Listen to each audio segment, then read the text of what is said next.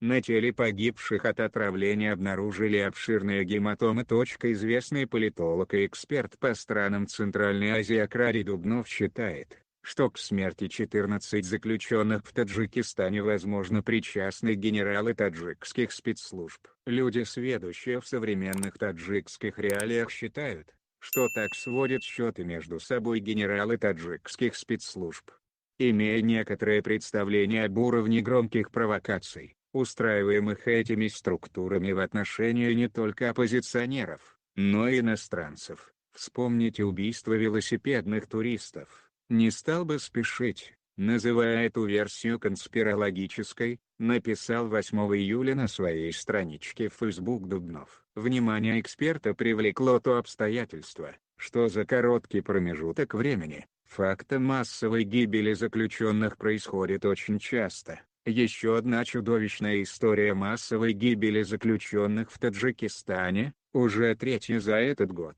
Во время перевозки 128 зэков на 3 автозаках, 14 из них якобы отравились лепешками. Выразил свой скепсис эксперт в отношении официальной версии гибели заключенных. Эксперт. Напомним, что по версии официальных источников таджикских властей, 7 июля во время подконвойной перевозки 128 заключенных из Худжанда и Старавшина в Душанбе погибли 14 заключенных.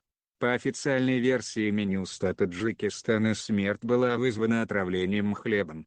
Пресс-центр ведомства сообщил, что в местечке Майкурово Розовского района во время плановой остановки один из конвоируемых поделился 3 буханками хлеба с 16 другими осужденными.